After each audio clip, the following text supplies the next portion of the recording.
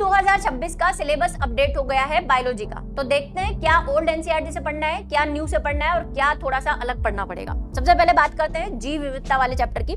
तो जीव विविधता या जीव विविधता वाले चैप्टर में जीव क्या है ये हमको ओल्ड एनसीईआरटी से पढ़ना पड़ेगा, ये न्यू वाली में नहीं है। बाकी सारी कहानियां सेम रहेगी। उसके बाद आपका पौधों में जो समूह है वो वाला चैप्टर, जंतुओं में मुख्य विशेषता वाला चैप्टर जो जंतु जगत है, पादप जगत है, वो बिल्कुल सेम है, कोई आपको चेंज नहीं करना है, कहीं से भी पढ़ सकते हैं आप।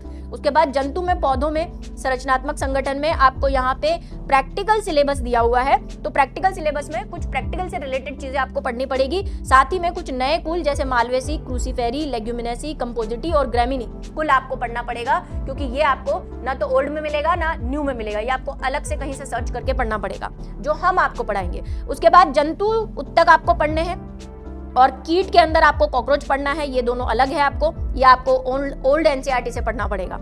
इसके बाद कोशिका वाले चैप्टर में कोई चेंज नहीं है, सेम टू सेम। उसके बाद जो आपका प्लांट फिजियोलॉजी वाला चैप्टर है उसमें भी कोई चेंज नहीं है, आपको सेम पढ़ना है। प्रकाश संश्लेषण, श्वसन, सेम टू सेम। पौधों में वृद्धि और परिवर्धन, कोई भी चेंज नहीं है। उसके बाद मानव फिजियोलॉजी वाले में भी कोई चेंज नहीं है। उसके बाद शरीर के तरल परिसंचरण में भी कोई चेंज नहीं है, सेम आपको पढ़ना है सारी चीजें।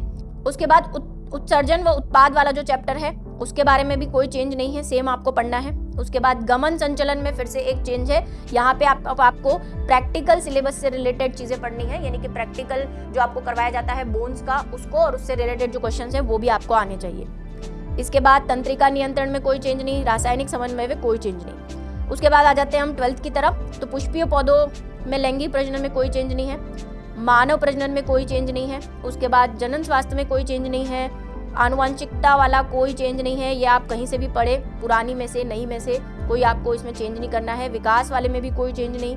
उसके बाद जो मानव स्वास्थ्य व रोग वाला चैप्टर है, स्वास्थ्य रोग वाला, उसके अंदर डेंगू और चिकनगुनिया, ये दो आपको पढ़ने पड़ेंगे। ये ना तो न्यू में है ना ओल्ड एनसीईआरटी में, ये भी आपको अलग से पढ़ने पड़ेंगे।